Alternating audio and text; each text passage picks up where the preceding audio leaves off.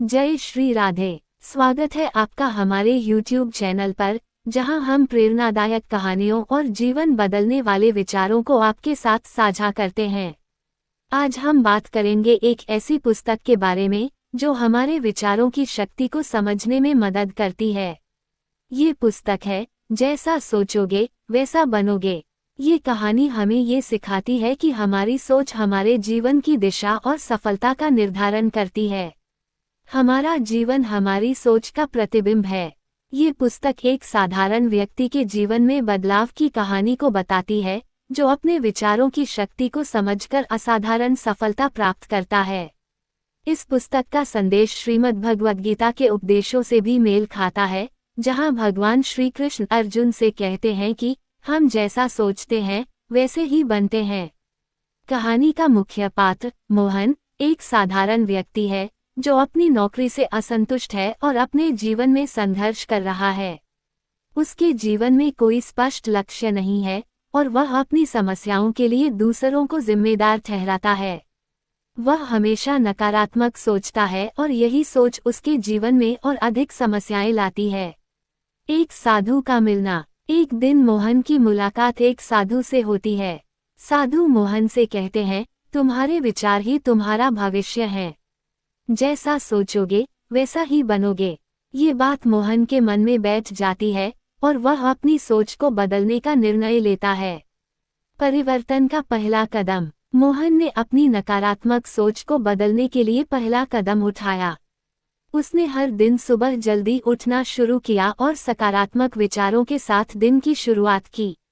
उसने अपने पुराने दोस्तों, जो हमेशा उसे हतोत्साहित करते थे, से दूरी बना ली और प्रेरणादायक किताबें पढ़ने लगा। पहला सबक, सोच का महत्व। मोहन ने महसूस किया कि जब वह सकारात्मक सोचता है तो उसके आसपास की परिस्थितियां भी बदलने लगती हैं। उसने ये समझा कि उसकी सोच ही उसकी वास्तविकता को बदलने का माध्यम है। चुनौती और संघर्ष। हालांकि मोहन ने अपने विचार बदलने शुरू कर दिए थे, लेकिन उसे अपनी पुरानी आदतों और डर का सामना करना पड़ा। एक दिन उसे अपनी नौकरी में प्रमोशन पाने के लिए एक बड़ा प्रोजेक्ट संभालने का मौका मिला। पहले वह डर गया, लेकिन फिर उसने अपने आप से कहा, मैं ये कर सकता हूँ। दूसरा सबक, डर को हराना। मोहन ने महसूस किया कि डर केवल एक मानसिक बाधा है। उसने अपने डर को अपने साहस से बदल दिया और प्रोजेक्ट को पूरा किया। इस सफलता ने उसकी आत्मविश्वास को और मजबूत किया। विचारों का गहरा प्रभाव। मोहन ने अपनी दिनचर्या में ध्यान और सकारात्मक सोच को शामिल किया। उसने देखा कि उसके विचार उसके जीवन की दिशा को प्रभावित कर रहे हैं। जब वह सकारात्मक सोचता है तो वह नई संभावनाओं को देख पाता है, और जब वह नकारात्मक सोचता है तो वही बाधाएं उसके सामने आ जाती हैं। तीसरा सबक, ध्यान और आत्मनियंत्रण। साधु से मिले ज्ञान के आधार पर मोहन ने नियमित रूप से ध्यान करना शुरू किया। ध्यान ने उसकी सोच को और अधिक स्पष्ट और केंद्रित बना दिया। गीता का संदेश और विचारों की शक्ति। मोहन ने श्रीमद् भगवद गीता का अध्ययन करना शुरू किया। उसे ये श्लोक बहुत प्रेरित करता है, मन ही मनुष्य का मित्र है और मन ही उसका शत्रु। इससे उसे ये समझ आया कि उसकी सफलता और असफलता का असली कारण उसकी अपनी सोच है। अगर वह अपनी सोच को नियंत्रित कर सकता है तो वह अपने जीवन को भी नियंत्रित कर सकता है। सफलता की राह। मोहन ने धीरे धीरे अपने जीवन में बड़े बदलाव देखे। वह अब एक सफल व्यक्ति बन चुका था। उसने न केवल अपनी नौकरी में तरक्की की, बल्कि अपने रिश्तों और स्वास्थ्य को भी बेहतर बनाया। चौथा सबक, आभार व्यक्त करना। मोहन ने हर दिन भगवान का आभार व्यक्त करना शुरू किया। उसने महसूस किया कि आभार व्यक्त करने से उसकी सोच और अधिक सकारात्मक हो गई और उसे नए अवसर मिलने लगे।